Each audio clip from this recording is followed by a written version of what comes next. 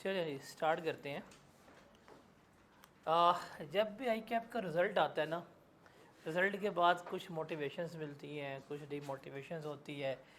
जो पास हो जाते हैं वो बड़े खुश होते हैं, जो फेल होते हैं उनके माइंड में एक चीज़ चल रही होती है कि ठुकरा के मेरा प्यार इंतकाम देखेगी आई कैप। लेकिन वो इंतकाम जब आई कैप लेने भी आते हैं ना तो फिर कहते नहीं हमसे गलती हो गई है। लेकिन हर रिज़ल्ट के बाद ना कुछ एनालिसिस होता है, वो बहुत इंपॉर्टेंट होता है देखने के लिए। There are two type of approaches कि यहाँ तो जो बच्चे फेल हुए हैं आप उनसे सीखें, उनसे हासिल करें इबरत कि यार अगर हमने ये गलतियाँ की तो हम भी नेक्स्ट टाइम इनमें बैठे होंगे, या तो फिर कहीं जो होगा देखी जाएगी, करके फेल होके देखें। तो ये दो अप्रोचेज़ हैं जो आपने देखनी है। बिकॉज हिस्टोरिकली देखा जाए कैफ के 8 सब्जेक्ट हैं और कैफ 2 जो एक छोटा पेपर है, इजी पेपर है, लेकिन ये रिज़ल्ट वाइज बहुत गंदा पेपर बनता जा रहा है। It is getting worse one. मतलब हिस्टोरिकली अब एफआर का रिज़ल्ट जो है वो टेक्स्ट से बेहतर आ गया। ये एक चैलेंजिंग बात है और ये प्रॉब्लम भी है कि यार क्या इस सब्जेक्ट के ऐसे डायमेंशंस हैं। सबसे बड़ी बात है बच्चे पढ़ते नहीं हैं, सेलेक्टिव स्टडी करते हैं, ये कर लिए ये कर लिए ये कर लिए पास हो जाएंगे। ऐसा नहीं होता। आपको सिलेबस को थोरली करना पड़ेगा, आपको सिलेबस को थोरली लेके चलना पड़ेगा। और टेक्स्ट के बारे में तो मैं हमेशा यही कहता हूँ कि टेक्स्ट या तो पहली अटैम्प्ट में है या तीसरी में, ये दो में पास नहीं होने वाली चीज़ होती। क्यों? अभी आप टेक्स्ट पढ़ रहे हैं, खुदा ना खाने से रह जाएगा तो अब क्या करेंगे? नेक्स्ट अटैम्प्ट में सेल्फ स्टडी करेंगे, फिर रह जाएगा। क्यों? बिकॉज हर साल बस सिलेबस चेंज हो जाता है इसका। अब जो इससे वेरी नेक्स्ट अटैम्प्ट है उस पर टेक्स्ट का सिलेबस चेंज है, तो आपको पता नहीं होगा अपडेट्स क्या हैं क्या नहीं है, वही चले जाएंगे मुँह उठा के, फिर क्या होंगे? फेल होंगे। फिर तीसरी अटैम्प्ट में जाके जब आप थोड़ी बहुत एफर्ट मारेंगे फिर जाके पास हो रहे होते हैं। तो टेक्स्ट इस तरह का एक जालिम सब्जेक्ट भी बन जाता है जिनका पेपर अड़ रहा होता है। तो ये चीज़ आपने बड़े ध्यान से देखनी है। आप हमेशा अपनी ना जब भी रिज़ल्ट आता है, जब बच्चे फेल होते हैं, वो जब डिसीजन मेकिंग करते हैं तो बड़ी पुअर करते हैं, हमेशा फ़ैसला करते हैं जज्बाती होके। जो जज्बाती फ़ैसला साजी है ना वो आपको हमेशा मरवाती है। इमोशनल नहीं होना चाहिए, हमेशा आपको रैशनल होना चाहिए कि क्या करना चाहिए क्या नहीं करना चाहिए। एक बच्चा आया, 4 पेपर दिए, चारों उड़ गए, ठीक है। उसके 4 पेपर पिछले 1 साल से उड़ रहे हैं। 1 साल से उसका क्या होगा, पेपर पास नहीं हो रहा, और 1 साल से वो क्या कर रहा है, 4-4 पेपर देता जा रहा है। आया बैठा जी ये मसला है वो मसला है बताएं। मैंने कहा ठीक है ये मैंने सीए करना है, अल्टरनेटिव कुछ है ही नहीं, सारा कुछ मैंने कश्तियाँ जला दी हैं अपनी, पेपर 3 दे दो या 2 दे दो। नहीं देने, मैंने पेपर 4 ही है। मैं कहा ठीक है अल्लाह हाफिज़, नेक्स्ट टाइम फिर आना। कितना देखे इतना साल हो गया, 1 साल बर्बाद कर लिया है। अभी भी अगर मैं 2 पेपर दूंगा 3 पेपर दूंगा फिर मैं कैसे क्वालिफाई करूँगा? मेरी कोशिश है क्वालिफाई 1 साल में करने की। तो जो 1 साल में क्वालिफाई करने की कोशिश कर रहे हो, पिछले 1 साल तुम्हारा पेपर पास नहीं हुआ, तो फिर जज्बाती फ़ैसला कर रहे होते हैं। तो जज्बाती फ़ैसले जो है ना वो मरवाते हैं आपको। आपने हमेशा ग्राउंड रियलिटीज़ पर रह के क्या करना है, फ़ैसला करना है। तो इस पेपर में ना अब डरना शुरू हो जाएं, बिकॉज़ अब ये आई कैप का सबसे गंदा रिज़ल्ट प्रोड्यूसिंग पेपर बन गया है अल्हम्दुलिल्लाह से। जब तक बच्चे फेल होते जाएंगे इंस्टीट्यूट्स का पोस्ट बैच जो है वो चलता रहेगा। हम नहीं चाहते कि हमारा पोस्ट बैच चले, हमारी दिली ख्वाहिश होती है कि पोस्ट बैच में बच्चे ना आएँ, फेल होके आते हैं, क्या करें, रिज़ल्ट लिखा हुआ अल्लाह ने, बच्चा तो फेल होगा, उससे पढ़ना नहीं है ना। अब देखिए उसको इतनी तैयारी करवानी है, उसने करना नहीं है, लेक्चर्स उसने मिस करने हैं, लेक्चर उसके पेंडिंग होने ही होने हैं, टेस्ट उसने देनी नहीं है, तो अल्टीमेटली क्या आंसर आना है, फेल। कैलकुलेटर वो इस्तेमाल नहीं करता बच्चा। ऐसे वैसे बच्चे मिलते हैं, पूरा सेशन बैठते हैं, उनके पास कैलकुलेटर नहीं होता, मोबाइल पे सवाल कर रहे होते, कभी पेपर की तैयारी नहीं कर रहे होते। तो ये सारी प्रॉब्लम्स हैं, लेके चलनी है। बस आपने एक चीज़ देखनी होती है, आपका रिज़ल्ट है था या नहीं था। जब भी रिज़ल्ट आ जाए ना उसके बाद देखें कि अब जो आप पेपर्स दे रहे हैं इनको कैसे तैयार करने। बिकॉज रिज़ल्ट फेल होने पे जो सबसे बड़ा नुकसान है कि 6 महीने आपके अगले भी ज़ाया हो गए। आपका एक रिज़ल्ट आपको 6 माह तो आगे ले जाएगा या 6 महीने क्या ले जाएगा, पीछे ले जाएगा। अगर किसी का फॉर एग्जाम्पल अभी FTS 44 है, just take an example, FTS 44 है और उसने क्वालिफाई इस सेशन में नहीं किया और फर्म्स का इंडक्शन क्राइटेरिया 44 है, वो नेक्स्ट से क्वालिफाई करता है, तो क्या फर्म्स के क्राइटेरिया भी फुलफ़िल करेगा वो? तब क्या होगा? 45 होगा। तो हर 6 महीने आपको आपके आर्टिकल से पीछे लेके जा रहे हैं। एवरी 6 मंथ्स जो है वो आपकी कॉस्ट है।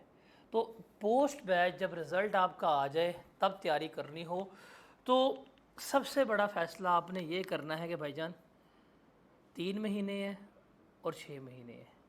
अगर कोई अब आपने ऊपर नीचे की तो उड़ना क्या है आपके अगले 6 महीने भी। फिर आपका ये सब्जेक्ट फ़ेब में पास नहीं हो रहा होगा, या ये अगस्त में पास नहीं हो रहा होगा। कब हो रहा होगा? फ़ेब में पास हो रहा होगा। जब आप इसको पास करेंगे उस वक्त तक कुछ बच्चे नए पीआरसी से आएंगे, वो 4 देके निकल जाएंगे आगे, तो आप रेस में क्या हो जाएंगे? पीछे हो जाएंगे। ये प्रैक्टिकली सच बात है कि एज़ ऑफ नाउ इंडक्शन का प्रोसेस बहुत ज़्यादा सैचुरेटेड हो गया हुआ है, हाईली कंपटीशन है। तो उस कंपटीशन में आपने कम्पीट भी करना है। फिर रेफरेंस मांगते हैं, रेफरेंस में इंडक्शन होती है जिसमें नो डाउट, लेकिन मेरिट बेस्ड इंडक्शन होती है, टॉप 3 में होती है इंडक्शन मेरिट बेस्ड जो है।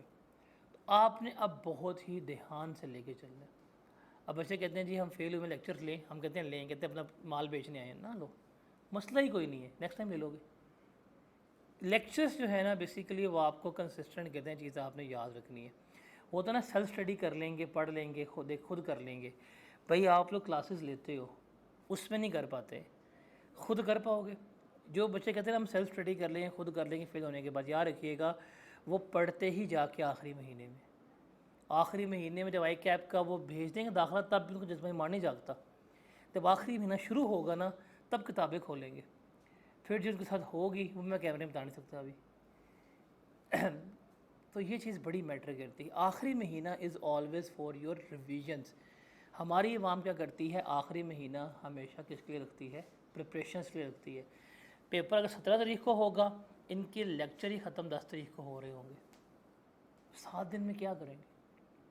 आई कैप में जज पता किस चीज़ से करना है आपको? 3 घंटे 15 मिनट की परफॉर्मेंस से। आई कैप को नहीं पता आपका पहली अटैम्प्ट है, 5वीं अटैम्प्ट है, 6 माह पढ़ा है, सेल्फ स्टडी की है, क्या किया क्या नहीं किया, उसने जज आपको 3 घंटे 15 मिनट से करना है। वो हम तैयारी नहीं करते मेजोरिटी बच्चे। देखिए लेक्चर्स लेने से, क्लासेस लेने से, बातें सुन लेने से पास अगर होना हो तो मेरे ख्याल से तकरीबन सही है कि सारी ऑडियंस ही पास होनी चाहिए। लेक्चर सारे लेते हैं, लेक्चर्स लेते भी एज अ सीजन के तौर के ऊपर है। यूट्यूब लगा के बैठ जाते हैं, 1.5x पे करते हैं और ये सुन रहे होते हैं सुकून से, चिल बैठ के बातें सुन रहे होते हैं, साथ उसको टेक्स्ट कर रहे होते हैं, गुड मॉर्निंग, खाना खाया, वो भी सबको हाँ हाँ कह रही होती है, हाँ मैंने भी खाया, मैंने भी खाया, मैंने भी खाया, तो एक मैसेज सबको रिप्लाई जाता है। रील्स देख रहे होते हैं, लेक्चर हम लगा जूम पे रील्स देख रहे होंगे, सारा कुछ कर रहे होंगे, सुन रहे हैं, एक्टिव लिसनर है, लेकिन फिर भी फेल क्यों होते? लिखते नहीं है। वो जो 3 घंटे 15 मिनट है ना, these are important for you. इनकी प्रिपरेशन बहुत ज़रूरत है, इसकी प्रिपरेशन आपको से सीखनी है। टेस्ट हुआ सेल टैक्स का, लग समझ गई होगी, मज़ा आया। अब आप देखते हैं आगे क्या है क्या नहीं है। तो आपको याद होगा हमने इनिशियल डिस्कस किया था सिलेबस का, और उस सिलेबस में हमने कहा था कि हमारे ग्रेड के 4 लेवल्स हैं, ABCD। जो A लेवल है जिसमें 3 चैप्टर्स हैं, सिस्टम ऑफ टैक्सेशन, कॉन्स्टिट्यूशन और एथिक्स। अब हम इसके ऊपर आते हैं, इससे हम स्टार्ट करेंगे। ये बड़े बेसिक्स से हैं, ये वो बातें हैं जो आप पढ़ के आए हैं PRC में। आप लोगों ने PRC में पढ़ा हुआ है डायरेक्ट टैक्स क्या होता है, आपने PRC में पढ़ा हुआ है इनडायरेक्ट टैक्स क्या होता है, आपने PRC में पढ़ा हुआ है टैक्सेस के टाइप्स क्या होती हैं। तो कुछ तरह इन बातों को हम डिस्कस करेंगे। इजी एरिया है, 8 नंबर तक की टेस्टिंग इसमें से होती है। अब मोस्ट प्रोबेबली इसमें से MCQs जो हैं वो आ रहे हैं और एक आधा शॉर्ट क्वेश्चन आ सकता है। मोस्टली इसमें से आपको MCQs ही मिलेंगे। लेकिन ये अब वो चैप्टर खास तौर पर जो हमारी बुक का चैप्टर नंबर 22 है, that is totally general knowledge based question. आप कहेंगे इसमें क्रैमिंग करनी है, रटा मारना है, यार जहाँ पे क्रैमिंग की बात आएगी मैं बता दूंगा आपको कि यार ये चीज़ क्रैम कर लो। क्रैम करने का मतलब होता है कि वर्ड टू वर्ड लिखना। पूरे टेक्स्ट में वर्ड टू वर्ड लिखने वाली चीज़ें हैं ही नहीं। आपने थ्योरी को समझना है और थ्योरी को अपनी अल्फाज में लिखना है और उसको एक्सप्लेन करना है कि यार ये चीज़ ऐसे होती है। जितनी आप बेहतर एक्सप्लेनेशन करेंगे उतना ही बेहतर आपका क्या आएगा, रिजल्ट आएगा। ये चीज़ आपने याद रखनी है। तो हम इस पे आते हैं, अपने चैप्टर को स्टार्ट करते हैं। ये chapter going to be easy for you because ये चैप्टर वो है जो आप पीआरसी में पढ़ के आ चुके हैं। इवन अगर आप सीए ना भी कर रहे हों, ये वो टैक्स की नॉलेज है जिसका basic know how, basic idea सबको होता है। अब इसको हम डिस्कस करेंगे क्या है और क्या नहीं है, पाकिस्तान में टैक्स का सिस्टम किस तरह से काम करता है, इसको हम यहाँ पे सीखेंगे। सारा ये चैप्टर जो है that is your knowledge based chapter. इसकी सारी बातें आपने अपनी वर्डिंग में लिखनी है, क्रैम कुछ नहीं करना। ये वो बातें हैं जो रोज़मर्रा हमारी लाइफ में चल रही होती हैं, हम उनको क्या करेंगे, डिस्कस करेंगे। चूँकि हम टैक्स पढ़ रहे हैं तो सवाल ही हमारा किससे आता है, व्हाट इज़ टैक्सेशन। टैक्स क्या होता है जी, टैक्स क्या होता है, टैक्स क्या होता है? जो गवर्नमेंट हमसे लेती है उसे क्या कहते हैं, टैक्स कहते हैं। टैक्स क्या होता है? जो गवर्नमेंट लेती है हमसे। उस भाई ने कहा है जो गवर्नमेंट हमसे लेती है वो टैक्स होता है, उसने कहा है जो गवर्नमेंट लेती है हमसे वो टैक्स होता है। तो अल्फाज का बस चुनाव आगे पीछे हुआ है, लेकिन टैक्स ये होता है। और टैक्स क्या होता है? ये ना कहना लेती है जो गवर्नमेंट उसको टैक्स कहते हैं, ये ना कहना तुम्हारी मेहरबानी। क्या होता है टैक्स?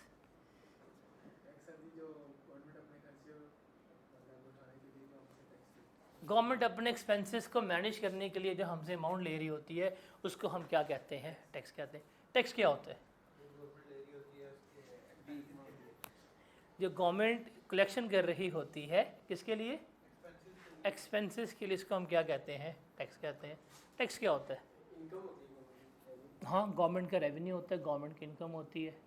टैक्स गवर्नमेंट जो एक्सपेंडिचर कर रही होती है ना, हमारे लिए भी हो सकता है, वो अपने लिए भी हो सकता है। तो भाई ने ना बड़े डिप्लोमेटिकली बात की है कि अगर मैंने कहा ना गवर्नमेंट अपने लिए खर्चा करती है, पिला जाऊंगा आजकल, वैसे भी मई का महीना बड़ा भारी होता है। तो भाई ने कहा अपने लिए और आवाम के लिए जो है ना खर्च कर रही होती है, उसे हम क्या कहते हैं, टैक्स कहते हैं। डिप्लोमेट है, अच्छा बनेगा सियासतदान। हाँ भी टैक्स क्या होता है? गवर्नमेंट अपने खर्चे पूरे करने के लिए, रेवेन्यू बेस के लिए, और नॉन रेवेन्यू टैक्सेस भी होती है, मतलब कोई पॉलिसी इम्प्लीमेंट करना है, दोनों काम के लिए। सर गवर्नमेंट अपने एक्सपेंसेस मीट करने के लिए पब्लिक से डिफरेंट सोर्सेज से फंड कलेक्ट करती है। सही है। टैक्स क्या होता है? वो प्लेंटी या वो सरचार्ज जो गवर्नमेंट लेती है अपने एक्सपेंसेस को मीट करने के लिए। जो आवाम गवर्नमेंट को जो अमाउंट देती है मतलब मुख्तलिफ सोर्सेज से, और गवर्नमेंट जब उसे आवाम के खिलाफ रोड पे भी इस्तेमाल करते हैं और कोई पॉलिसी इम्प्लीमेंट करने के लिए भी। जो हम अपनी इनकम में से गवर्नमेंट को पे करते हैं, गवर्नमेंट उसको आगे इंफ्रास्ट्रक्चर पे यूज़ करती है। भाई प्रॉपर ना आज की रोड अच्छा देख के आए और वहाँ पे तस्वीर लगी कि नवाज की, तो भाई ने कहा आए भाई आज जाके उसको फुल टाइम सेव दूंगा एक्सपेंसेस लाने के लिए। देखें सब ने बात की है और सबकी बात जो है वो ठीक है। टैक्स बेसिकली क्या है कि गवर्नमेंट को अपना निज़ाम चलाने के लिए जो पैसे चाहिए, जो रेवेन्यू चाहिए, उसको हम क्या कहते हैं, टैक्स कहते हैं। यह बड़ी साफ सीधी बात है। पाकिस्तान एक घर है, ठीक है, आप अभी गवर्नमेंट को छोड़ें, एक आपका घर अपना हो, उस घर को चलाने के लिए कुछ खर्चे नहीं, फंड्स मैनेजमेंट नहीं होती। अगर एक घर है जिसमें वालिद साहब जो हैं वो कमाने वाले हैं और 8-9 गंदी लादे खाने वाली बैठी हुई हैं, तो अब सोचें उस घर को मैनेज कैसे किया जाएगा। क्या उस घर के पास रिसोर्सेज जो हैं, ज़राए वसाइल, क्या वो अनलिमिटेड होंगे? नहीं। अब उस घर के पहले देखते हैं, एक घर है जिसमें कुछ अफराद रह रहे हैं, उस घर को चलाने का प्रोसेस क्या होगा, कौन कौन से खर्चे होंगे। खाने का, जो अफराद रह रहे हैं उनको खाना पीने का खर्चा नहीं होगा, भाई क्या खाना है, कितना खाना है, ब्रेकफास्ट में क्या लेना है, लंच में क्या लेना है और डिनर में क्या करना है कि नहीं। उनको पहनने का खर्चा नहीं होगा, किसको क्या पहनाना है क्या नहीं पहनाना खर्चा होगा। फिर सेकंड, भाई बच्चे हैं, इनके तालीम के बारे में क्या करना है, स्कूल्स पढ़ाना है नहीं पढ़ाना, किस स्कूल में भेजना है, किस बच्चे को किस क्लास में दाखिला करवाना है, किसको कॉलेज में भेजना है, क्या ये खर्चे होंगे कि नहीं होंगे। फिर उन्हीं घर के अफराद से कुछ खर्चे होंगे जो उनकी हेल्थ से रिलेटेड होंगे, जो अद्वियात से होंगे, दवाइयों से रिलेटेड होंगे। कोई बीमार हो रहा है, उसका ट्रीटमेंट करवाना है, है क्या नहीं? फिर जिस घर में बैठे हुए हैं उस घर की भी कुछ ना कुछ वेयर एंड टेयर हो रही होगी कि नहीं? कोई दीवार पेंट करवानी है, कुछ फर्नीचर को दायां बाएं करना है, ये सारे खर्चे हैं। ये सारे खर्चे एक घर को चलाने के लिए हैं। अब ये खर्चे पता आपको ये है, तो उन खर्चे के लिए क्या चाहिए आपको? पैसा। और पैसा वो कौन लेके आएगा? जो घर का सरबराह होगा वो सारा आएगा, वो सारा कंट्रीब्यूट करेगा, और कौन चलेगा? घर चलेगा। अब घर का सरबराह मर्द होता है, साफ सीधी बात है, लेकिन घर चलाता मर्द नहीं है, साफ सीधी बात है। आप अपने घरों के एग्जाम्पल्स देखें, जिन जो आपकी वालदा हैं, basically she is responsible for the management of house. वाले साहब बस ATM है, ऐसे ही है ना। अब वो पैसा ला के दे रहे हैं, घर कौन चला रहा है? वालदा। Basically she is your CEO, वो घर की क्या है? चीफ एग्जेक्टिव है। उन्होंने फैसला करना है क्या टिंडे पकाने हैं, कि क्या पकाना है, किसको नाश्ते में क्या देना है, कितना आटा चाहिए, कितनी रोटी बनानी है, कितने चावल हैं, वो फैसला करेंगी। बच्चों को किस स्कूल में पढ़ाना है, क्या तालीम है, क्या उनके तालीमी अखराजात, फैसला कौन करेगी? वालदा करेंगी। कौन बीमार हो रहा है, किसको इलाज करवाना है, किसका कुछ देखभाल है, वालदा कर रही होती हैं। फिर बेसिकली जो कपड़े हैं ईद पे, शबरात पे, वट जो भी हैं, ये सारा कुछ कौन मैच कर रहा है? वालदा कर रही हैं। तो वालदा बेसिकली जो है वो क्या कर रही हैं? घर को मैनेज कर रही हैं। और उनको घर मैनेज करने के लिए जो रिसोर्सेस चाहिए वो कहाँ से आ रहे हैं? वालिद से आ रहे हैं। तो पाकिस्तान भी क्या है? आपका एक घर ही है। अब हम बैठे हुए पाकिस्तान में, अगर हमारे अपने घर में देखा जाए तो घर चलाने वाला कोई और फ़र्द है, घर के लिए वसाइल मुहैया करने वाला कोई और फ़र्द है।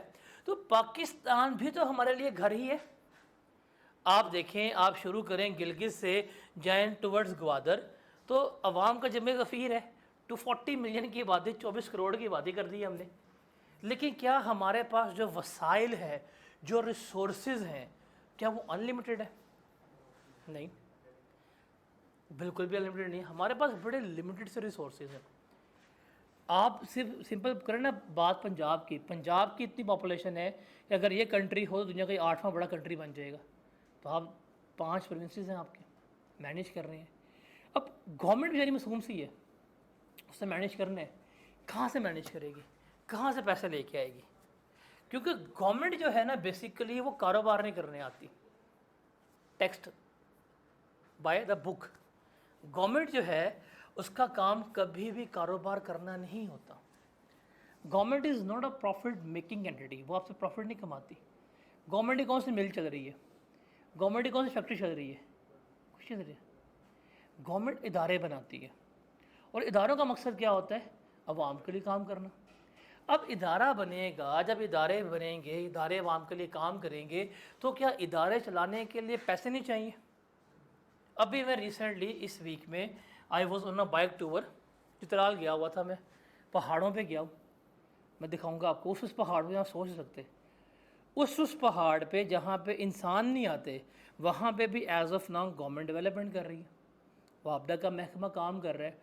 वो गांव जो पहाड़ के बिल्कुल ऊपर है, वहाँ पे खंबे लगा के क्या कर रही है? बिजली का निज़ाम लेके जा रही है। टेलीकॉम कंपनीज जो है वहाँ पे काम कर रही है, रोड्स बना रही है। क्यों? अब वहाँ पे एक गांव था, डैट वाज बम्बरेज, उसके रास्ते को डेवलप करें ताकि जो गांव की 3-4 साल की आबादी है उनके लिए रास्ते जो हैं वो ठीक हो जाए। अब काम तो कर रही है गवर्नमेंट, तो उसको काम करने के लिए पैसे कहाँ से चाहिए? जाहिर सी बात है, अब गवर्नमेंट उस गांव में जो रोड बना रही है, उस रोड बनाने के लिए उसको क्या चाहिए? मशीन चाहिए। मशीन खरीदेगी, पैसे से आएगी, पैसा कहाँ से लेगी? अवाम से लेगी। फिर जो मशीन चलाने के लिए बंदे हायर करेगी, बेशक लोकल ही बंदे हायर कर रहे हो, तो क्या गवर्नमेंट कहेगी कि अल्लाह के लिए आके मशीन चला दें, मजदूर काम कर दें? नहीं, पे करने हैं, पैसे कहाँ से आएंगे? अवाम से लेगी। तो बेसिकली ये पूरा घर है आपका। इस घर को चलाने के लिए ना बड़े अखराजात है गवर्नमेंट के। गवर्नमेंट ने सैलरीज पे करनी है। अब आप देखें, आप जितनी मर्ज़ी तनकीद करें, जितना मर्ज़ी क्रिटिसाइज़ करें, ये आपका राइट है, पॉलिटिकल होना, आपको ये पसंद है, वो नहीं पसंद, ये काले हैं, वो गोरे हैं, वट जो भी है, आपको इनके नाम नफरत है, बट आप देखें काम के पर्सपेक्टिव में, आप पूरे पंजाब में जाएं, क्या एज ऑफ टुडे हर गवर्नमेंट हॉस्पिटल्स में इलाज फ्री में हो रहा है, वहीं फ्री में मिल रही हैं। इस वक्त गवर्नमेंट हॉस्पिटल्स पे इतनी सख्ती थी, प्राइवेट में नहीं है। अगर आप जाके कभी एनालिसिस करें तो प्राइवेट हॉस्पिटल्स का बहुत बड़ा चंक उठ के वापस कहाँ चला गया हुआ है, गवर्नमेंट में। गवर्नमेंट इलाज जो है वो बेहतर से बेहतर होने की कोशिश कर रहा है, बेहतर नहीं है but they are trying to be best. वो अपनी मशीनरी क्या कर रहे हैं, अपग्रेड कर रहे हैं, नॉट लाहौर सेंट्रिक, लाहौर से बाहर भी जो बेसिक हेल्थ यूनिट्स हैं वो भी काम कर रहे हैं। अब वो जो डॉक्टर एक आएगा उसको ट्रेन करके रखना, उसको तनख्वाहें देनी गवर्नमेंट ने देनी है। इवन खुदा ना खासा कभी एमरजेंसी पड़ जाए ना आपको, तो देखिएगा प्राइवेट हॉस्पिटल जो महंगे से महंगे हैं बंद होंगे, रात के टाइम वो डॉक्टर्स अवेलेबल नहीं होंगे, लेकिन गवर्नमेंट हॉस्पिटल्स में रात के 2 बजे भी एक प्रोफेसर लेवल डॉक्टर अवेलेबल होगा। जो अगर प्रैक्टिस प्राइवेट कर रहा है उसकी फ़ीस 5-5 हज़ार होगी, लेकिन वहाँ जाके आप 1 रुपये की पट्टी पर इलाज करवा रहे होंगे। सहूलत है कि नहीं, किसके लिए? बिकॉज अगर आप कहेंगे ये तो हुक्मरानों के लिए है, भाई जो गवर्नमेंट जो आपके हुक्मरान हैं जब उनकी प्लेटें उड़ती हैं तो वो लंदन जाते हैं, वो यहाँ नहीं आते। ये तो आपके लिए, आपको गवर्नमेंट सर्व कर रही है। 240 मिलियन की आबादी है, स्कूल्स हैं। अभी मैं KPK में था, चित्राल गया हुआ था मैं, पहाड़ों में स्कूल्स हैं, वहाँ स्कूल्स हैं कि आप सोच नहीं सकते। हर गांव की एक्सेसिबिलिटी में स्कूल है। लास्ट में कश्मीर गया था, स्कूल्स। कुछ अर्से पहले I was travelling to Sialkot, Daska गया हुआ था। गांव में कॉलेजेस एंड स्कूल्स बन रहे हैं, सरकारी अच्छे लेवल के, अपग्रेड कर रहे हैं। तो एक स्कूल जब बनेगा, स्कूल का निज़ाम चलाना है, टीचर्स को पे करना है, बच्चों को फ्री में किताबें देनी है, खर्चा गवर्नमेंट का हो रहा है। गवर्नमेंट कर रही है कि नहीं कर रही? फिर आपके लिए गवर्नमेंट ने निज़ाम बनाया हुआ है, ये पुलिस का, बुरी है अच्छी है हमारी, ये क्या कह सकते हैं। पंजाब में थोड़ी बेहतर पुलिस है, लाहौर में ख़ास तौर के ऊपर लाहौर में थोड़ी सी बेहतर है। खौफ है कि एक वीडियो बनेगी, गए हम, तो लाहौर में थोड़ी बहुत पुलिस बेहतर काम करती है। लास्ट ईयर जून पे हमारी डकैती हुई गन पॉइंट पे, कॉलेज रोड के ऊपर। Within a week everything was recovered. वो कॉल्स पे कॉल्स, SP के रूम से कॉल्स आ गई, इवन फिर जो कमिश्नर है उसकी कम कॉल्स आ गई कि सर हम रिकवर कर लेंगे, हमें परेशान नहीं होना। एक निज़ाम है। उससे पहले मेरी सबसे बड़ी फजूल पुलिस होती है, लेकिन they are trying to be best. अब पुलिस बेसिकली आपकी प्रोडक्शन के लिए है, अनलेस वो आपसे पैसा ना ले रही हो। लेकिन आप देखें, आप खुद सोचें कि अगर आप अपने शहर से पुलिस बिल्कुल गायब कर दें तो क्या यहाँ पे लॉलेसनेस की होगी सिचुएशन? आप घर से बाहर निकल पाएंगे? घरों में खौफ जो होगा कितना होगा? इवन दिन दिहाड़े जो है पंगे पड़ रहे होंगे। तो वो पुलिस का निज़ाम अच्छा है बुरा है तो आपके लिए। फिर आ जाए हम ट्रैफिक पुलिस के ऊपर। आज मैंने फ्रेश चलान कराया है, बिल्कुल आज अभी मैं 2000 रुपये पे करके आ रहा हूँ मोबाइल, और मैंने मोबाइल इस्तेमाल नहीं करा। आया नोटिफिकेशन अभी माशाल्लाह से अभी मेरे ख्याल से अभी कोई आधा घंटा नहीं हुआ होगा, आया मैसेज। मैंने ऐसे ड्राइव करते मोबाइल पकड़ा है, नीचे किए सर साइड पे आ जाए। मैंने कहा यार नहीं इस्तेमाल करा, चेक कर ले। सर आपने मोबाइल पकड़ा क्यों है, आज साइड पे। बड़े तरले बिनते मारे। उसने कहा भाई देखें यहाँ तो 5000 है। मैंने कहा नहीं है ही नहीं मेरे पास। कहता मोबाइल ऐप है। मैंने कहा 2000 दे दें फिर तो है। हालांकि मेरी गलती नहीं थी, मैंने सिर्फ ड्राइव करते समय मोबाइल देखा है, सामने मनहूस खड़ा हुआ था।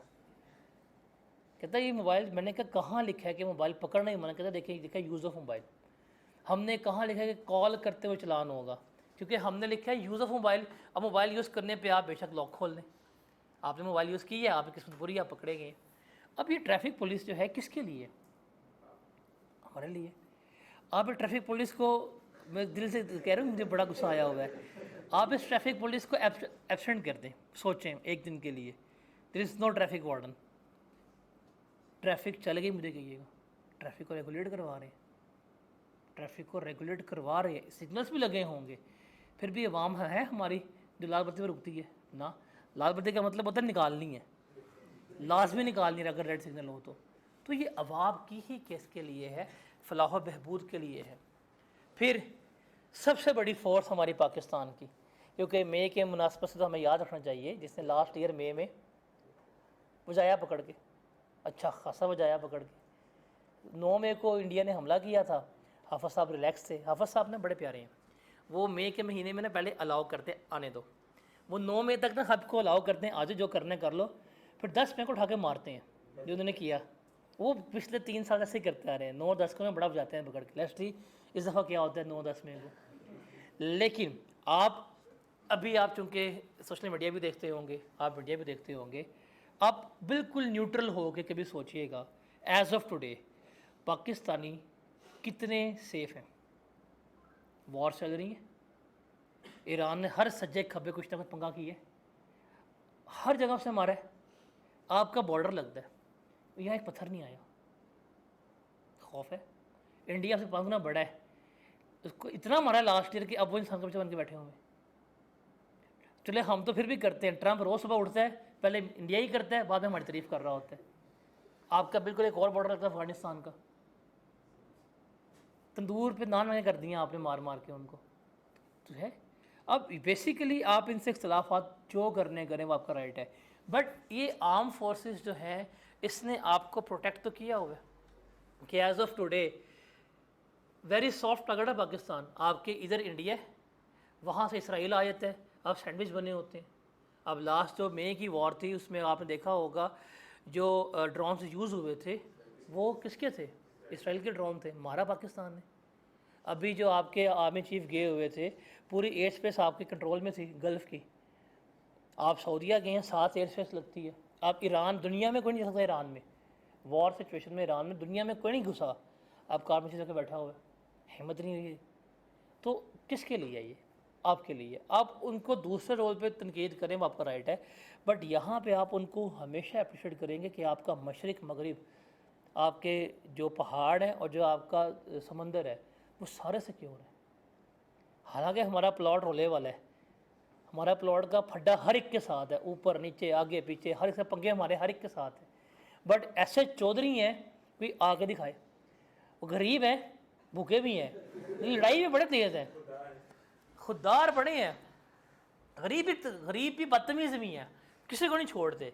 लेकिन आ जाए ना बात इज़्ज़त के ऊपर मारते ही बहुत है। वो चौधरी जो बना हुआ था इंडिया, क्या हाल करते हैं उसका, तो किसने की है। अब लास्ट मई पे जो इंडिया ने हमले किए हैं, आप नहीं गए, मैं नहीं गए, हम लड़ने नहीं गए, हम अपने घरों में सोए हैं। लिटरली हम अपने घरों में सोए हैं आराम से। सुबह उठे हैं, देखा टीवी लगा के जी बजा दिया पकड़ के, 6 जहाज गिरा दिए, पूरा खुश है पाकिस्तान। वो जो हमने पढ़ा हुआ सब डाले पाकिस्तान में, लगा पता भाई वो सच भी कुछ ना कुछ तो होगा। हमने पहले पढ़ी थी पहले पाकिस्तान, अब हमने देख लिए। हमने देखा कि वो निक्सन तारीफ़ें करता था अयूब खान की, हमने देख लिया ट्रंप भी करे तारीफ़ें। तो हमने देखा ईरान बड़ा अच्छा दोस्त था, हमने वो भी देख लिया। तो वो जो हम पढ़ते थे पहले पाकिस्तान में, वो हमने सारा कुछ सच होते देखा भी है। अब आप सोचें कि ये कैसे हुआ, आप इतने डेवलप क्यों थे कि आपने इतनी बड़ी आर्म फोर्स को उड़ा दिया, उनकी बैटरीज जो हैं वो उड़ा दी। क्योंकि सारा असला जो है इंडिया के पास रशिया का था और इसराइल का था, तबाह बर्बाद कर दिया आपने। डेवलप किया, कितना डेवलप किया अपने आप को। आपकी जो कामरा पे एयरबेस है वहाँ पे आपका जेट बन रहा है, आपके जहाज़ यहाँ बन रहे हैं, आपके लोकल सारे मिसाइल्स यहाँ फतह सीरीज़ जिसने मारा पकड़ के सारे यहाँ बन रहे हैं। वो उनका पैसा कहाँ से आया, आपका। कि गवर्नमेंट ने आपके डिफेंस के ऊपर इतना खर्चा किया था कि आपका डिफेंस सिक्योर था। अब ये एटम बम है ना, ईरान ने वो बनाना है, उन्होंने उसको रोकने के लिए ईरान की पूरी एक जो क्लास है लीडरशिप उड़ा दी है। आप खुद सोचो 98 में क्या प्रेशर होगा जो हमने बे करके अपने आप को वो कर दिया कि हमें कोई हाथ नहीं लगा सकता। उन्हें पता पागल है, इन्होंने बम चला देना, ए भी गए तसी भी गए ना, हमें बस बड़ा शौक है ठा की बात सुनने का। फैक्ट है कि नहीं। लेकिन आप देखिए पाकिस्तान एक कंटिन्यूस डेवलपमेंट की फॉर्म में चल रहा है। ये सिक्योरिटी किसके लिए है, उनके लिए है, हमारे लिए। आप आज फ्री में चल रहे हैं, वट जो भी कर रहे हैं, आप सिक्योर हैं। अब वो जो आर्म फोर्सेस की डेवलपमेंट है, नया असला आ रहा है, उनको जदीद कर रहे हैं, उसका पैसा हम ही दे रहे हैं। जिसका हम अक्सर सुनते हैं कि फ़ौज हमारा कितना खाती है बजट का, 80%, ये झूठ है। आप कभी भी, आपका अभी बजट आएगा ना, जून के महीने में आपका आता है बजट, जब वो ABS प्रेजेंट करेंगे उस पर डिफेंस आएगा बजट, आप उसको एलोकेट कीजिएगा, वो हार्डली 14% बनता है, 14%। तो फ़ौज टोटल आपके डिफेंस बजट का ऑलमोस्ट 14 से 15% लेती है, लेस 20%, और वो अपनी ग्रेजुअली स्पेंडिंग को कम भी करती जा रही है। लेकिन हम दे रहे हैं, पाकिस्तान देती है। अब ये जो टैक्स हमसे लिया और जो यहाँ पे स्पेंड हुआ, उसका बेनिफिट हमें मिला कि नहीं मिला। तो ये सारा कुछ है टैक्स का प्रोसेस। तो टैक्स का प्रोसेस क्या है जिस पे गवर्नमेंट हुकूमत अपने इन तमाम अखराजात के लिए क्या कर रही है, पैसा कलेक्ट कर रही है आवाम से। अब आप ये नहीं कह सकते कि जी हमारा पैसा हम पे नहीं लगा, आपका पैसा आप पे लग रहा है, आपका पैसा आप पे ही लग रहा है। भाई आप आज जिस रोड पे आए हैं उस रोड पे शबाश ने नहीं करनी वन व्हीलिंग आके, आप नहीं करनी वन व्हीलिंग। ये जो अंडरपास वगैरह बन रहे हैं आपके लिए बन रहे हैं, स्कूल्स बने हैं गवर्नमेंट के, बेशक आप नहीं पढ़े लेकिन जो पढ़ रहे हैं उनके लिए। क्योंकि हम हमेशा मेजर करते हैं, हम बैठे हैं लाहौर में, हमने कंपेयर करना है लाहौर से, हमने करना है कंपेयर लाहौर की पेइंग कैपेसिटी से, लेकिन लाहौर के अलावा और भी शहर हैं, देहात हैं, वहाँ पे स्कूल्स कौन से हैं? गवर्नमेंट स्कूल्स हैं। यहाँ पे प्राइवेट स्कूल का नेटवर्क है, वहाँ पे नहीं है, गवर्नमेंट चला रही है। हॉस्पिटल्स हैं, अद्वियात हैं। अब यकीन माने बड़े से बड़ा आदमी बीमारी पे ना एक दफ़ा गवर्नमेंट हॉस्पिटल विज़िट करता है कि मेरा यहाँ से फ्री में इलाज हो जाए। गवर्नमेंट के पास अच्छी मशीनरी है, गवर्नमेंट के पास डॉक्टर्स बड़े अच्छे हैं, वो डॉक्टर्स प्राइवेट में नहीं है। अवाम ज़्यादा, अवाम मसला ये ना, हम क्योंकि करते हैं कंपेयर पंजाब से, पंजाब में इन्फ्लक्स आता है, पंजाब में हर जगह की अवाम आएगी, from Balochistan, from Sindh, from KP, सबका इलाज यहाँ पे हो रहा है। अब ब्लड फ्री का हो रहा है, PIC में, सिम्स में, हर जगह हो रहा है। अभी ये लामा इकबाल का भी ये बना है, नया सेंटर बना है, ये कार्डियो का अलग बना दिए, नया डॉक्टर जो है वो लेके आए हैं, जिसका हेड बना रहे हैं, UK से लेके आए हैं।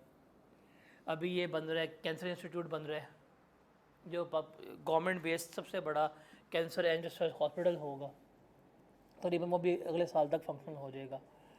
फैसलाबाद में बना दिया है, ये सरगोदा में बना दिया इन्होंने, कार्डियोलॉजी सेंटर बना रहे हैं। तो बना तो रहे हैं, कर रहे हैं, किसके लिए कर रहे हैं? आपके लिए कर रहे हैं। फिर ये सारा जो बैठी है ब्यूरोक्रेसी, कहने को हमारे लिए ही बैठी है, हमारे काम धंधे जो है सीधा करने के लिए।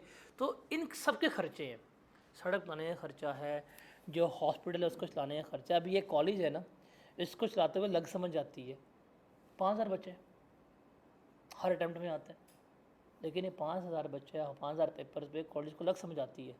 अब भी इस वक्त अगर AC ख़राब हो जाए ना तो पूरे निज़ाम में भाग रही होगी, यार AC अभी ठीक करने, जनरेटर ख़राब हो जाएगा, तेल ख़त्म हो जाएगा, भाग रही होगी, बारिश हो जाए, पानी यहाँ आ जाए, कैसे दौड़ लगती है वहाँ निज़ाम में। कॉलेज लेवल के ऊपर ये है। तो कंट्री लेवल के ऊपर भी क्या होता है, इस तरह गवर्नमेंट जो है काम कर रही होती है। तो गवर्नमेंट कहाँ से पैसे लेके आती है? आवाम से। अब आप कहेंगे सारी गवर्नमेंट करती हैं, भाई सारी गवर्नमेंट जो है वो टैक्स आवाम से ही लेती है। सारी गवर्नमेंट जो है वो टैक्स किससे लेती हैं? आवाम से लेती है, A to Z। हमारे पास तो फिर भी टैक्स कम रेशो है, जाके पता करें UK में कितने, जाके देखें जर्मनी में कितने, जाके देखें कनाडा में कितने, 45% अप टू 55%। 100 कमाएंगे, 55 गवर्नमेंट का, 45 आपका। और हम कहते देखिए वो तो उन पे स्पेंड करते हैं, भाई आपकी भी आप पे कर रही है। आप जाके देखें रोड्स को, जाके देखें स्कूल पे, अब उनकी आबादी जो है ना 3 करोड़ है, 4 करोड़ है। हमारी लाहौर की आबादी कितनी है? 4 करोड़ हुई है। तो ये एक मसला आता है। अभी क्योंकि हम डिस्कस करें लाहौर बेस्ड को, यानी वीडियो यूट्यूब पे, बच्चा बैठा ना कराची में, उसने मेरी बेइज्जती कर देनी है कि कराची में ऐसा कुछ नहीं होता। तो भाई मेरा इसमें क्या कसूर है? नहीं, वो जब आए थे ना JD Vance पाकिस्तान, तो वापस जा रहा था ना वो, तो उसने देखा कहता ये हमने बड़ा कुछ तबाह कर दिया ईरान का। तो ईरान नहीं है, ये कराची है। तो बेसिकली रोड भी कौन सा यूनिवर्सिटी रोड था। लिटरली मैं कराची भी गया हूँ, अभी मैं KP से बाइक कर रहा हूँ, KP के रोड्स बेहतर हैं, हालांकि वो सारा माउंटेनियस रीजन है, पहाड़ी है, उसके भी रोड से थोड़े बेहतर है।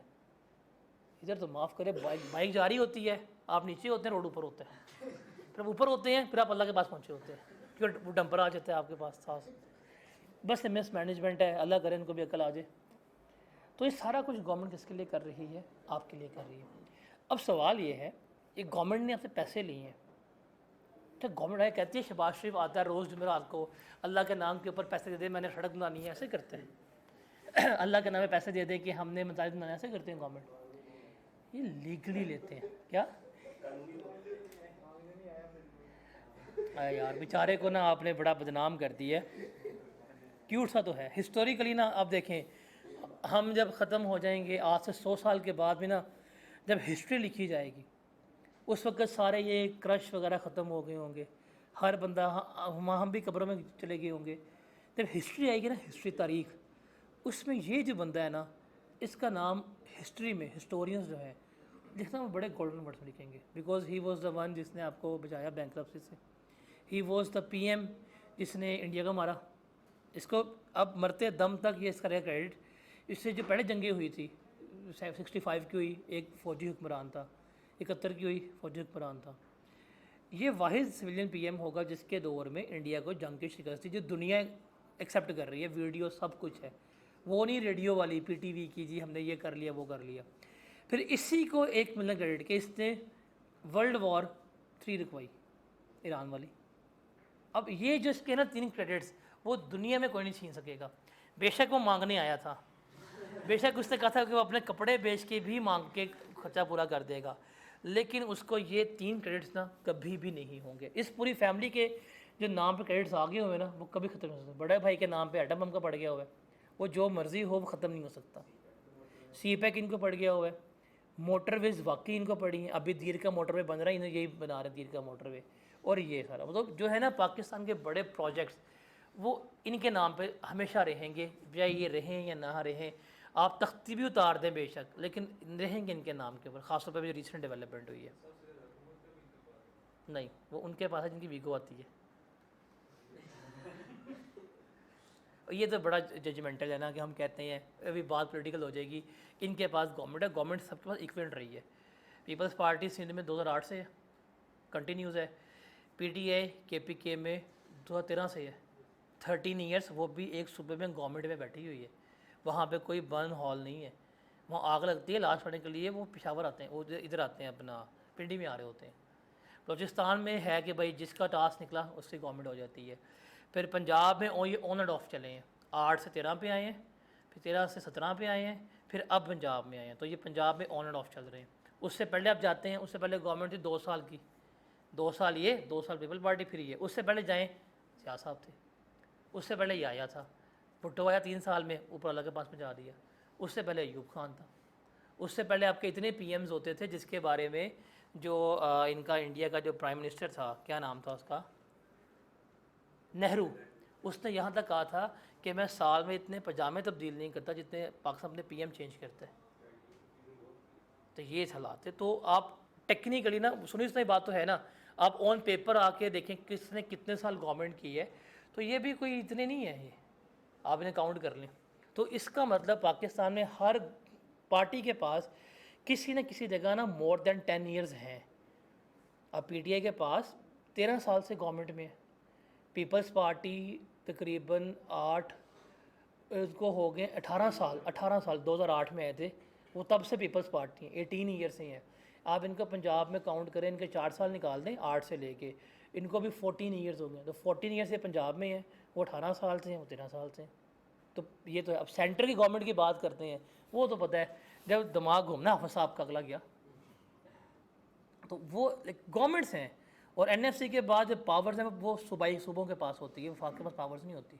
डेवलपमेंट, एजुकेशन, हेल्थ, ये सारा मैटर जो है अब वो सूबों का है, वफाक का नहीं है। तो ये हम कभी किसी को कहते जी आप चूँकि हमारा पीएम नहीं है इसलिए हमने काम नहीं किया, ऐसा नहीं होता, काम करना पड़ता है। खैर हम कहाँ थे, हम टैक्स की बात करें। देखिए अब इलेक्शन होने हैं, पैसा कहाँ से आएगा। हमने जो नेक्स्ट चैप्टर पढ़ने हैं जिसका नाम है कॉन्स्टिट्यूशनल प्रोविजन ऑफ पाकिस्तान, उसमें हमने यही पढ़ना है कि पैसा कहाँ से आएगा। इलेक्शन होने हैं, गवर्नमेंट पैसा कहाँ से आएगा। अभी जैसे प्रैक्टिकली देखते हैं 2024 इलेक्शन हुआ था ना, 24 में जब गवर्नमेंट आई है तो 23 में गवर्नमेंट नहीं थी, तो 5-6 माह पाकिस्तान में गवर्नमेंट नहीं थी, नो पीएम, नो एमएनएस, कुछ नहीं थे। लेकिन कंट्री चला है हमारा, किस तरह से चला है वो सारा हमने प्रोसेस जो है पढ़ना है। हम बात कर रहे थे कि सारा प्रोसेस जो है क्या है, लीगल है। अब गवर्नमेंट आपसे 1 रुपया भी लेगी ना, उसके पीछे कोई कानून होगा, लीगली तौर के ऊपर लेगी। वो ये नहीं होगा कि हर जुमेरात को सुबह सुबह जो है मस्जिदों में ऐलान हो जाएगा कि अल्लाह के नाम के ऊपर जो है गला रख के शबाश में बैठा हुआ है, इसमें हस्ब तौफीक आएँ, टैक्स दे के जाएँ, ऐसा नहीं होगा। वो अगर आपसे आपकी सैलरी के ऊपर टैक्स लेके जा रहे हैं, उसके बैक एंड के ऊपर कोई रेलेवेंट लॉ पड़ा होगा, उसके बैक एंड के ऊपर कोई रेलेवेंट कानून होगा जिसको हम क्या कहेंगे, इनका टैक्स कहेंगे। आपकी खरीदो फरोख्त पर टैक्स ले रहे हैं, उसके पीछे रेलेवेंट लॉ होगा जिसको हम क्या कह रहे होंगे, सेल टैक्स कहे होंगे। आप इंपोर्ट्स कर रहे हैं, at a time of import tax ले रहे हैं, रेलिवेंट लॉ कस्टम क्या कहेंगे, कस्टम ड्यूटी कह रहे होंगे। आप मैन्युफैक्चरिंग कर रहे हैं, एफईडीज होगा। आप फिर ये टोल टैक्सेस ले रहे हैं, पीआरएस में फॉल कर रहे होंगे, तो आपसे जो भी टैक्स लिया जाएगा वो ज़बानी कलामी नहीं होगा, हमेशा उसके बैक एंड के ऊपर कोई ना कोई कानून अवेलेबल होगा। और ये कौन सा प्रोसेस है, ये लीगल प्रोसेस है। कौन सा प्रोसेस है, लीगल प्रोसेस है। और उसकी लीगैलिटी कहाँ पे डिसाइड होगी, पार्लियामेंट में। अगर हुकूमत ने कोई भी टैक्स लगाना है, हुकूमत ने कोई भी टैक्स लगाना है, किसी भी चीज़ पर टैक्स लगाना है, तो वो ये नहीं शहबाज शरीफ उठेगा ख्वाब में आया टैक्स लगा दिया, नहीं। टैक्सेस अप्रूव होंगे पार्लियामेंट से, जो आपकी लॉ मेकिंग बॉडी है पार्लियामेंट, वहाँ से। जब पार्लियामेंट की बात करते हैं उसमें कौन आएगा, नेशनल असेंबली एंड सेनेट। यहाँ से कानून पास होगा, बिल बनेगा, फिर उस कानून के ज़रिए गवर्नमेंट क्या करेगी, टैक्स ले रही होगी। तो पाकिस्तान में जितनी भी टैक्स की कलेक्शन है वो सारी अंडर द लॉ होती है। कोई गैर कानूनी टैक्स जो है वो गवर्नमेंट नहीं लेती। अब सवाल है कि टैक्स जायज़ है या नाजायज़ है, वो अलग बेटर है, बट गवर्नमेंट जो है वो टैक्स क्या लेती है, आपके ऊपर हमेशा बाय द लॉ ले रही होती है। Got it. फिर हम आते हैं टैक्सेस के मकासद के ऊपर। What are the objective of tax. हमने इतनी कोई पिछले 40-45 मिनट से डिस्कशन कर रहे हैं, हम टैक्सेस के ऑब्जेक्टिव्स, टैक्सेस के मकासद ही डिस्कस कर रहे थे कि हुकूमत टैक्स लेती ही क्यों है, हमने यही डिस्कस किया। अगर हम इसके ऑब्जेक्टिव्स के ऊपर आएँ तो ये 3 मेन ऑब्जेक्टिव्स हैं गवर्नमेंट के टैक्स के, जो अभी हमने बात की थी। नंबर 1 था for the collection of revenue, कि गवर्नमेंट को पैसे चाहिए।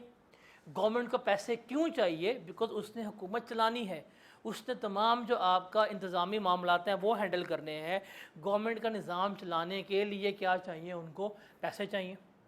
फिर अपनी पॉलिसीज़ को इम्प्लीमेंट करने के लिए गवर्नमेंट को क्या चाहिए, टैक्स चाहिए। और तीसरा क्या है, फेयर डिस्ट्रीब्यूशन ऑफ वेल्थ के लिए, दौलत की मुनसिफाना तकसीम के लिए, कि हम टैक्स लेंगे अमीर आदमी से, किस पे लगाएंगे, गरीब आदमी पे। आप कहेंगे ये होता नहीं है, ये होता है। अब हमसे टैक्स लेके गवर्नमेंट जो रोड्स बना रही है, नेटवर्क्स बना रही है, स्कूल्स हैं, एजुकेशन है। अब किसी सरकारी स्कूल में कोई इंडस्ट्रियलिस्ट का बेटा नहीं पढ़ेगा, आपका ही पढ़ेगा। ये जो सरकारी हॉस्पिटल्स हैं, यहाँ पे आप लोग इलाज करवा रहे होंगे, ये रोड नेटवर्क सारे बदलने आप लोगों के लिए बदल रहे हैं। तो बेसिकली आपके ऊपर आपकी सहूलत के लिए ही कर रहे होते हैं। जैसे इसके बेस्ट एग्जांपल देता हूँ, हालांकि एग्जांपल बड़ी पुट्ठी है, कि क्या किया उसने, पेट्रोल महंगा किया, लेकिन जो बाइकर्स हैं उसको क्या दे दी है, 2000 रुपये की सब्सिडी दे रही है। फिर पेट्रोल महंगा किया, लेकिन उसने कहा जी अब गरीब आवाम जो है, जो पेट्रोल अफोर्ड नहीं कर सकती, उसके लिए 1 महीने के लिए जो सारी पब्लिक ट्रांसपोर्ट क्या कर दी गई, फ्री कर दी गई। अब वो कहते हैं कि भाई देखिए, हमें गरीब का इतना एहसास है कि अब पेट्रोल बढ़ाना हमारी मजबूरी है, बिकॉज इंटरनेशनल कीमतें जो है वो बढ़ गई हुई हैं, जंग के हालात हैं, पेट्रोल आ नहीं रहा, तेल को मंगवाना बड़ा मुश्किल है, हमारी ऑपरेशनल कॉस्ट बहुत बढ़ गई हुई है, सारे फैक्टर्स हैं, हम इसको सस्ता नहीं कर सकते। लेकिन पेट्रोल जो है बेसिकली वो लाइफ लाइन है, आपके लिए is equal important as oxygen. अगर तेल नहीं तो आप भी गए, आप घर में क्या हो जाएंगे, रिस्ट्रिक्ट हो जाएंगे, आपके पावर प्लांट्स बंद हो जाएंगे, हर चीज़ बंद हो जाएगी। तेल इंपॉर्टेंट है, कीमतें बढ़ाई हैं, लेकिन उससे करीब साथ ही जो है कि जो गरीब आदमी जो है ये अफोर्ड नहीं कर सकते। इसके लिए जितनी हमारी ट्रांसपोर्ट पब्लिक है, मेट्रो बस हो गई, ऑरेंज ट्रेन हो गई, स्पीडर्स हो गई, सारा फ्री कर दिया। अब वो किया गया है तो बेनिफिट तो है। अब ये हो सकता है कि मेट्रो बस के ऊपर मियाँ मंशा जा रहे हैं, नहीं जाएगा, वो अपनी गाड़ी पे जाएगा। अब उसका टैक्स लिया, लेकिन क्या फ्री किया, मेट्रो बस को। किसको बेनिफिट मिला है, गरीबों का बेनिफिट मिला है। तो ये सारा कुछ जो है वो ऑब्जेक्टिव्स ऑफ टैक्स में आता है। Got it. इसके बाद हमारा इस चैप्टर का फेमस तरीन सवाल है, जो इस चैप्टर में सबसे ज़्यादा पूछा गया है, वो है non revenue objective of taxation. कौन सा है, non revenue objective of taxation. कौन सा, नॉन रेवेन्यू। ये 5-6 हम ऑब्जेक्टिव्स पढ़ेंगे, इनको अपनी वर्डिंग में लिख लो, मार्क्स पूरे मिल जाएंगे। अब MCQ से पूछ सकता है, और ये भी है, अपनी वर्डिंग में लिखना है। किस में लिखना है, अपनी वर्डिंग में, क्रैम नहीं करना। देखिए, रेवेन्यू ऑब्जेक्टिव का मतलब था कि रेवेन्यू का मतलब पैसा। इससे पहले हमने पढ़ा कि गवर्नमेंट टैक्स क्यों कलेक्ट कर रही है, पैसे के लिए। लेकिन पैसे की कलेक्शन के अलावा भी कुछ मकासद होते हैं जो गवर्नमेंट जो है क्या कर रही होती है, लेके चल रही होती है। अब वो कौन से हैं उनको हम देखते हैं।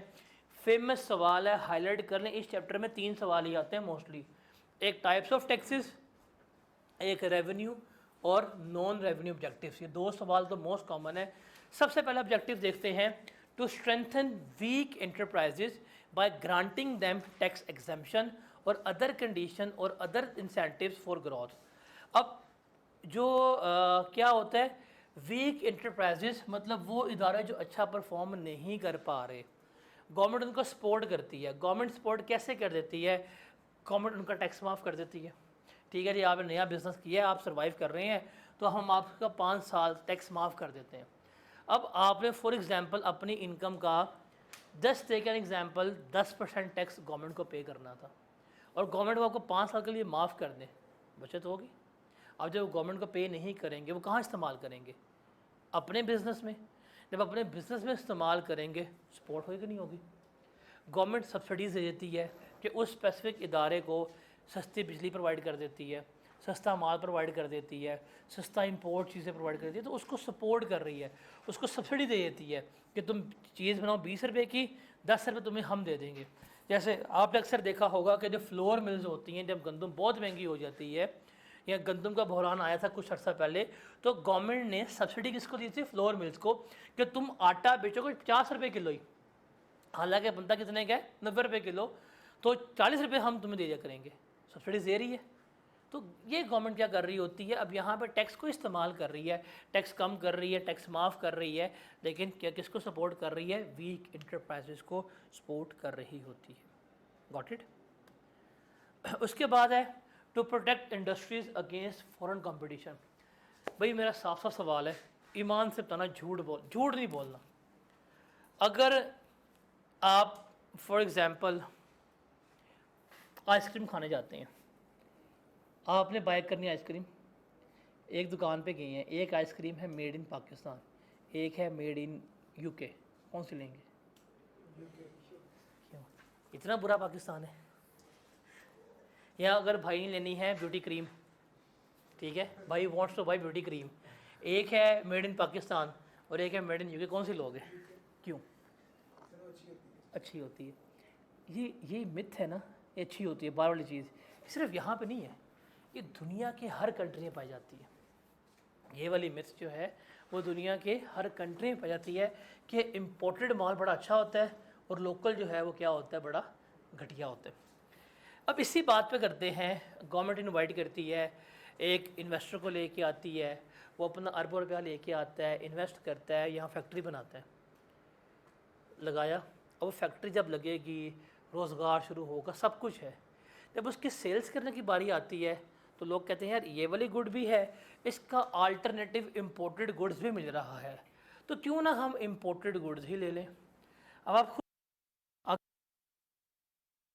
हो जाए तो वो जो लग के लोकल इंडस्ट्री लगी है, जो सरमायादार आया है, क्या चल पाएगा? अल्टीमेटली क्या होगा? बंद नहीं हो जाएगा। आपने देखा होगा पाकिस्तान से भी कुछ बड़ी कंपनीज ने एग्जिट लिया है, जैसे जिलेट ने एग्जिट लिया है ड्यू टू लो सेल्स। कहते भाई यहाँ पे सेल्स ही हमारे नहीं हो रही, हम चीज़ें बना के बेचते हैं, लोग इम्पोर्टेड इस्तेमाल कर लेते हैं, हमारे सेल्स ही नहीं हो रही, कहाँ चलाएं? एक एग्जांपल देता हूँ, टोयोटा मेड इन पाकिस्तान है, बिलियंस ऑफ रुपीज़ की इन्वेस्टमेंट है, बिलियंस ऑफ रुपीज़ की। अब टोयोटा लोकल बिक रही है और गवर्नमेंट इंपोर्ट खोल दे कि जिसने इंपोर्टेड गाड़ी लेके नहीं लेके आए, जापानी, लोग कौन सी गाड़ी लेंगे? जापानी लेंगे। अब उसका नुकसान क्या होगा? आपके लोकल इंडस्ट्री जो बिलियंस ऑफ रुपीज़ लगे तबाह नहीं हो जाएगी। तो क्या इसको सेफ़ नहीं करना? बिकॉज सिर्फ वो एक टोयोटा तबाह नहीं होगी, मुझे टोयोटा का सप्लायर है जो लोकल गाड़ी का बना रहा है, स्पेयर पार्ट बना रहा है, जो लोकल गाड़ी के टायर बना रहा है, जो उसकी ब्रेक ड्रम बना रहा है, ब्रेक शू बना रहा है, ये भी तबाह नहीं हो जाएगा? ये भी तबाह हो जाएगा। तो गवर्नमेंट सिर्फ और सिर्फ क्या करती है? ये नहीं करती कि हमने बस मुल्क चलाना है, वो अपने हर इंडस्ट्री का दिफा भी करती है। तो गवर्नमेंट क्या करती है? गवर्नमेंट इंपोर्टेड गुड्स के ऊपर टैक्स इतना ज़्यादा कर देती है, कहते हैं भाई लोकल जो चंगा है, ऐसे जो आपके केक्स हो गए, बिस्किट्स वगैरह हो गए, ये साबुन, सर्फ, टूथपेस्ट वगैरह हो गया, ये इंपोर्टेड भी है, लोकल भी है। अब लोकल जो है टिशू, ये रोज़ पेडल के हैं। इंपोर्टेड वो आजकल तुर्की के बहुत इन मार्केट में पापिया के वो हैं। सेम गोज़ विद अब ये ड्यू वगैरह जो हैं, ये चॉकलेट्स वगैरह, dairy milk made in Pakistan भी है, मेड इन यूके भी है, head and shoulder made in Pakistan भी है, पीएनजी जो है मेड इन यूके भी है, सारा कुछ है। तो उन्होंने क्या किया है कि उन्होंने जो इम्पोर्टेड चीज़ें हैं वो महंगी कर दी हैं, उस पर टैक्स लगा दिया 25%। लोकल पे कितने 18% है। तो अब जब इम्पोर्टेड चीज़ महंगी हो जाएगी, लोगों की अफोर्डेबिलिटी से क्या हो जाएगी, बाहर हो जाएगी। जब अफोर्डेबिलिटी से बाहर होगी तो लोग अल्टीमेटली कहाँ पे जाएंगे, तो लोकल इंडस्ट्री क्या हो जाएगी, प्रोटेक्ट हो जाएगी। तो गवर्नमेंट यहाँ पे भी कर रही होती है कि इम्पोर्टेड चीज़ इतनी महंगी कर दो कि लोकल क्या लगे आवाम को सस्ती। फिर लोकल जो सस्ती लगेगी तो लोकल जो है आवाम इस्तेमाल करेगी चीज़ें, तो जो आपकी इकॉनमी है वो ग्रो होगी। 2022 में जब पाकिस्तान का दिवालिया निकल रहा था तो इसकी एक वजह ये भी थी कि 2019, 20 और 21 में हमने अन्य इंपोर्ट कर ली थी। हम पहले इंपोर्ट करते थे capital goods, plant and machineries. हमारी कंज्यूमर गुड्स भी अन्य इंपोर्ट करना शुरू हो गई थी, आई जा रही हैं। किसी ने कोई भी चीज़ करनी है, अलीबाबा पे गया, ऑर्डर किया, आ गई। ऐसे होता था नहीं। तो इतना हो गया कि आपका इंपोर्ट बिल वर्स हो गया। एक्सपोर्ट्स कम से कम होती जा रही थी, इंपोर्ट बढ़ती जा रही। लोकल इंडस्ट्री जो है वो बिकना शुरू, वो ख़त्म होना शुरू हो गई थी, इंडस्ट्रीज बनाना शुरू हो गई। फिर इन्होंने क्या किया, इन्होंने इंपोर्टेड गुड्स जो हैं वो महंगी कर दी, टैक्स रेट 25% कर दिया, इंपोर्ट्स बैन कर दी कि भाई इंपोर्ट होनी नहीं है, इंपोर्ट लेनी है हम तो लाइसेंस लें, हम बताएंगे कि गुड्स इंपोर्ट करने वाली हैं कि नहीं है, आप उसका लें अल्टरनेटिव। इसका फ़ायदा क्या हुआ, अचानक से आपके लोकल इंडस्ट्री जो है उसमें थोड़ी सी हलचल आई, इंडस्ट्रीज़ जो हैं वो चलना शुरू हुई। और अब देखें ग्रेजुअली लोकल इंडस्ट्री के प्रोडक्ट्स जो हैं वो भी बेहतर होना शुरू हो गए हैं। ग्रेजुअली आप देखेंगे लोकल इंडस्ट्री के प्रोडक्ट्स भी बेहतरी की तरफ होना शुरू हो गए हैं। हम करते हैं कि फिर आज आके आल्टो से, जब हम बात कर रहे थे ना, हमारे माइंड में क्या आती है, आल्टो। उस आल्टो का कसूर कोई नहीं है, उस आल्टो के ऊपर 60% गवर्नमेंट टैक्स लेके जाती है। अगर फॉर एग्जांपल आल्टो जो है वो 40 लाख रुपए की है तो उसमें से 24 लाख रुपया गवर्नमेंट की जेब में टैक्स गया। उस आल्टो की जो मैन्युफैक्चरिंग कॉस्ट है वो कितने की है, 16 लाख की है। तो अगर वो हम निकालें और उस 1.6 मिलियन में, वो कोई जस्टिफाई नहीं कर रहा, वो आपको ऑलमोस्ट हर चीज़ दे रही है, पावर विंडोज ये भी सारा कुछ दे तो रही है वो, और वो क्या करे। आप कभी जाके करना कंपैरिजन, 1998 में Indus Corolla in terms of dollar कितने की थी और आज जो करोला है वो इन टर्म्स ऑफ डॉलर कितने की है। इन टर्म्स ऑफ डॉलर सस्ती होंगी गाड़ियाँ आपकी। तो मसला हमारा ये भी है ना, करेंसी फ्लक्चुएशंस का भी है।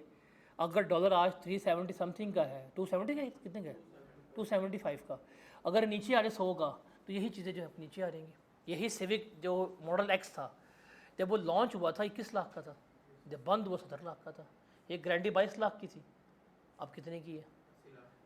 ये जो BRV है होंडा की, 21 लाख की लॉन्चिंग प्राइस थी इसकी।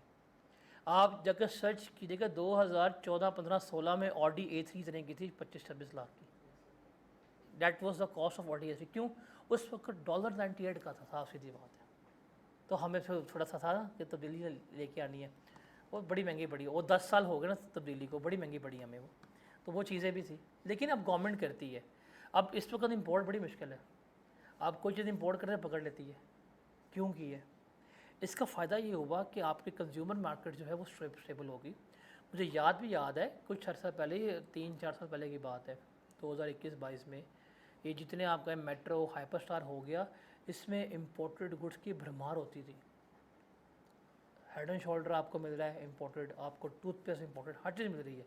अब नहीं मिलती, अब बड़ी कम क्वांटिटी में होती है और बड़ी महंगी होती है। उस वक्त ये होता था कि अगर लोकल हेड एंड शोल्डर 500 रुपये का ना, तो जो इम्पोर्टेड था वो 300 का होता था, क्योंकि वो तो उसने खुद इंपोर्ट की है, वो इसको पड़ा है $1 का, वो टैक्स ना भी ले वो बेचते, वो जिस मर्जी कीमत का बेचता था। अब वो नहीं है, अब वो इतना महंगा हो गया है कि इंपोर्ट करके बेचने पर टैक्स ज़्यादा लगता है, इसलिए किस पे बेच रहे हैं, लोकल पे। तो फ़ायदा अल्टीमेटली किसको हुआ, लोकल इंडस्ट्री को। और जब लोकल इंडस्ट्री को फ़ायदा होगा तो सिर्फ उस फैक्ट्री का फ़ायदा नहीं हुआ, आपका रोज़गार स्टेबल हुआ, आपकी सेल्स बढ़ रही हैं, सारा कुछ जो है वो आपका क्या होगा, इसमें बच रहा होगा। तो सिर्फ गवर्नमेंट ने क्या किया है, टैक्स लगाया। फिर जो आपके अनडिज़ायरेबल सेक्टर्स हैं या नेगेटिव सेक्टर्स हैं उनको निगेट करने के लिए भी गवर्नमेंट क्या करती है, टैक्स लगाती है। मतलब हर बजट में सिगरेट्स के ऊपर टैक्स जो है वो डबल कर देती है, लेकिन जहाज़ ऐसे ही हैं, वो कहते हैं भाई ये हमारा रिस्क है, हम रोटी नहीं खाएंगे बस होटल लाजमी लगाएंगे। पेट्रोल बेशक जितना मर्जी महंगा हो जाए, इसका कोई कंपटीशन नहीं है पान और सिगरेट का, ये लोगों ने पीना। लेकिन वो गवर्नमेंट क्या करती है, हर साल इसको डिस्करेज करने के लिए टैक्सेस बढ़ाती है। टोबैको के ऊपर टैक्सेस जो है वो बढ़ाती है, पान छाले के ऊपर टैक्सेस बहुत बढ़ाती है, टेंशन ही कोई नहीं। अगर सिगरेट 500 का भी हो जाए तब भी पियेंगे, ये सस्ते वाले पियेंगे, बीड़ी पियेंगे बैठ के, ये पियेंगे लाजमी। ये वेब्स वगैरह हो गए, शीशे वगैरह हो गए, ये सारे अनडिज़ायरेबल सेक्टर्स हैं। उसके बाद डॉक्यूमेंटेशन ऑफ इकॉनमी के लिए टैक्स इस्तेमाल करती है। गवर्नमेंट कहती है भाईजान आप कैश पे ट्रांजैक्शन करेंगे हम टैक्स लगाएंगे, आप बैंक के ज़रिए ट्रांजैक्शन करेंगे हम टैक्स नहीं लगाएंगे। फ़ायदा क्या है, इकॉनमी के डॉक्यूमेंटेशन। आपको पता है पाकिस्तान बड़ा अमीर मुल्क है, पाकिस्तान और पाकिस्तानी बड़े रिच हैं, हमारी गवर्नमेंट गरीब है, इनके पास कैश पड़ा हुआ है पाकिस्तान के पास, और कैश पड़ा है बोरियां भर भर के। और वो जो कैश वाली इकॉनमी है ना, उसका कोई हिसाब किताब नहीं है, बिल्कुल हिसाब किताब नहीं है। आप यकीन माने, अभी आई वॉज इन चित्राल, लोगों से मिल रहा हूँ भाई, लोग वहाँ पे चित्राल शहर में दुकानें ख़रीद रहे हैं कितने की, 1 करोड़ की, 1.5 करोड़ की। पैसा कहाँ से आ रहा है भाई, कैश में सारा उनके पास है, ऑल ट्रांजैक्शन इन कैश हो रही है। आप जाएँ किसी मार्केट में, जो आपकी जैसे लाहौर में शालम मार्केट है, अकबरी मार्केट है, ये चलते ही कैश पे। अगर इनका शालम मार्केट में ना एक छोटा सा खोखा बना हुआ है, उसकी भी इतनी सेल्स होती हैं कि इनका DHA में घर बना होता है, लेकिन वो सारी जो इकॉनमी है पैरेलल इकॉनमी, उसका रिकॉर्ड नहीं है। अब भाई की कोई दुकान है और सेल्स कर रहे हैं, सारा कुछ कैश पे ले रही है, अजय एफिर वाले भी सेल बताएं सर देखें सिर्फ मेरे अकाउंट 10,000 रुपये आया, मैं तो गरीब हूँ, खाने के पैसे नहीं है, क्योंकि कैश का कोई डॉक्यूमेंट नहीं ना, कैश कितनी सेल्स हुई हैं नहीं बताएंगे। बिकॉज जो बंदा कैश पे बेच रहा है वो उसने बाय भी कहाँ पे किया होगा, कैश में। तो जो कैश बेस इकॉनमी है ये पैरेलल इकॉनमी है हमारी। आप जाएँ KPK में चले जाएँ, आप निकल जाएँ बलूचिस्तान में, आप ये पंजाब की जो बड़ी बड़ी मार्केट निकल दें, आप जो है कराची की बड़ी मार्केट वहाँ निकल दें, उन्हें कहना ऑनलाइन ट्रांसफ़र कर दो, नहीं, उन्हें कैश ही चाहिए, वो लेते ही कैश है। ये होटल्स हैं, ये सारे किस में लेते हैं, कैश में, क्योंकि कैश का डॉक्यूमेंट नहीं है। जब एक बंदा कैश में पैसे कमा रहा है और कैश में खर्च कर रहा है, कितना आया कितना गया गवर्नमेंट को पता नहीं है। उसने 10 लाख कमाया और 1 लाख बताया, गवर्नमेंट को मानना पड़ेगा। इसलिए वे कहते हैं भाई अगर तुम कैश में डील करोगे ना, हम तुम पर टैक्स लगा देंगे, हम तुम्हारी खरीदो फरोख्त जो है क्या करेंगे, बैन कर देंगे।